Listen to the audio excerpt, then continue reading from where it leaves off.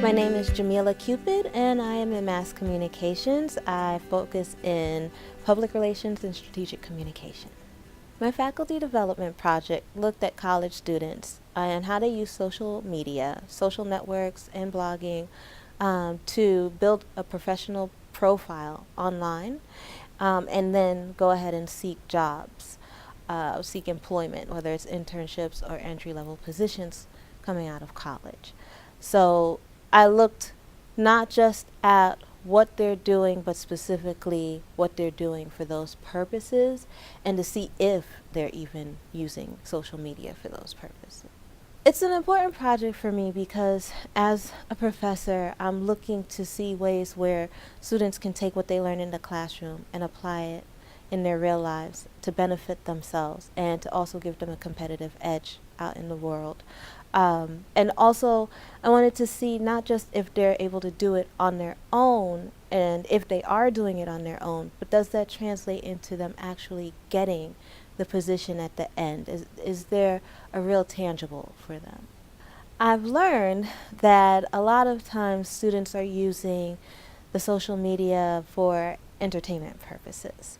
And so in a lot of cases, they think they get a good grasp of how to use social media for professional purposes, but they're really not using them. They say yes, they are, but when you get into the meat of the questions that lead to, especially specifically, what are you doing?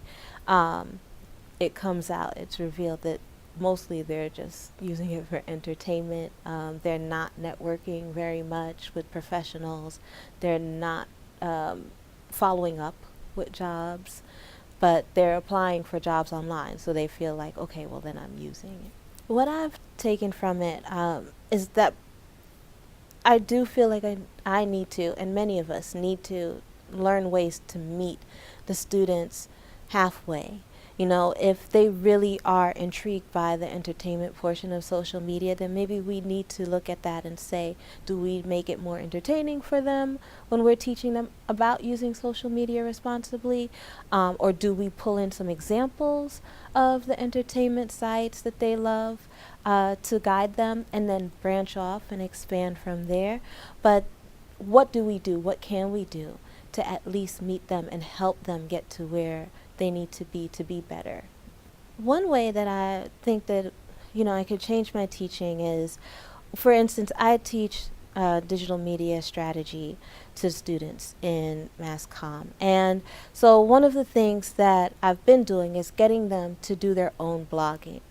And so we talk about things like using the keywords and buzzwords. We talk about things like being responsible, being ethical. We talk about things like, of course, being accurate in whatever you report, but also being creative.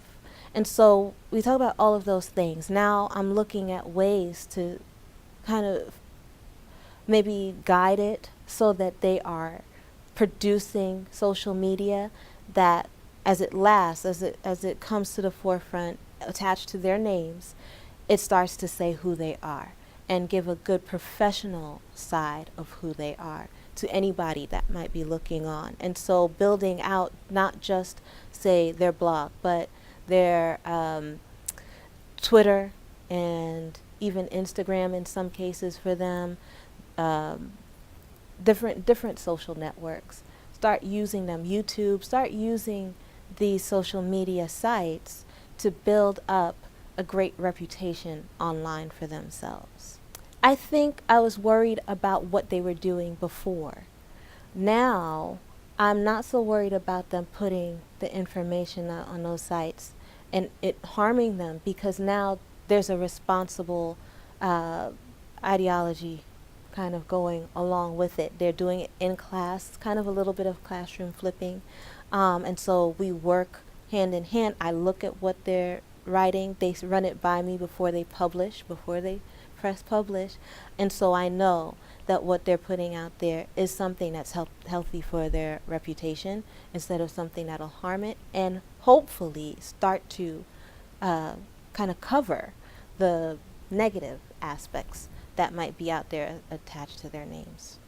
My advice would be, to look at different creative ways to really reach the students, and consider what it is that they're going through in this age, in this time. It's easy to say that this is the way it has always worked and this is how I've always done it.